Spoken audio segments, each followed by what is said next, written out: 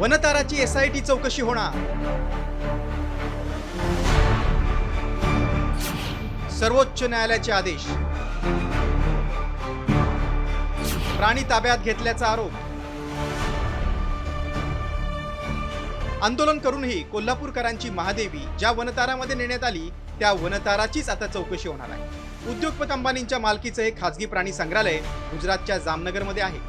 देश विदेशातून बेकायद्या पद्धतीनं प्राणी वनतारामध्ये आणले जात असून त्यांना वाईट वागणूक दिली जात असल्याचा गंभीर आरोप जनहित याचिकेद्वारे करण्यात आलाय। ॲडव्होकेट जया सुकीन यांनी या संदर्भात 2 जनहित याचिका कोर्टात दाखल केल्या होत्या। यावेळी खंडपीठानं वनतारा प्रकल्पाची विशेष पथकामार्फत तपास करण्याचे म्हणजेच एसआयटी चौकशी करण्याचे आदेश दिले। वनताराकडून भारत आणि परदेशातून प्राणी विशेषतः हत्ती ताब्यात घेण्याची प्रक्रिया तपासणी।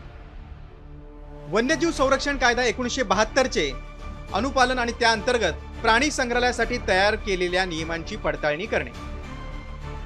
जिवंत प्राण्यांच्या आयात निर्याती संबंधी वनतारा आणि सरकारी विभागांकडूनही नियम पाळले जात आहेत का याची तपासणी करणे। पशुपालन, पशुवैद्यकीय निगा, जीवितहानी आणि त्याच्या कारणांचा अभ्यास करणं। पाणी आणि कार्बन क्रेडिटच्या गैरवापरासंबंधीच्या तक्रारीची शहानिशा करणे। आर्थिक शिस्त आणि आर्थिक गैरव्यवहार संबंधित तक्रारी तपासणे। कोल्हापूरची महादेवी वनतारामध्ये घेऊन गेल्यानं नागरिकांचा वनतारावर रोष आहे, त्यामुळे कोल्हापूरकरांनी या निर्णयाचं स्वागत केलं।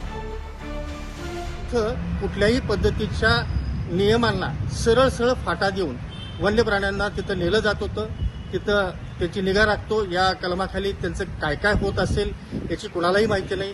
दस्तूर खुद्द अजितदादा देखील एका मीटिंगमध्ये म्हणाले होते, वनताराची बैठक जी झाली त्या बैठकीत म्हणाले की 3-4 हत्ती कुठं गायब झालेत अजून आज अखेर आम्हाला कळलेलं नाही। त्याच्या अगोदर ती चौकशी व्हावी आणि सर्वांना, सर्व प्राणीमात्रांना योग्य न्याय मिळेल एवढी अपेक्षा।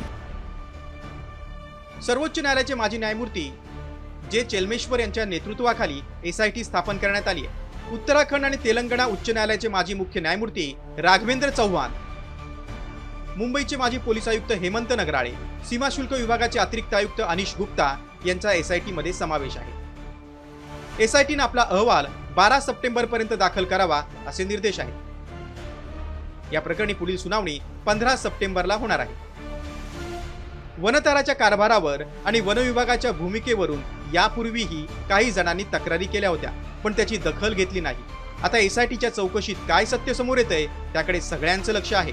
ब्युरो रिपोर्ट, साम टीव्ही। आता isakal.com आहे देशातील नंबर 1 ची मराठी न्यूज वेबसाईट। प्रत्येक अपडेटसाठी isakal.com ला नक्की भेट द्या।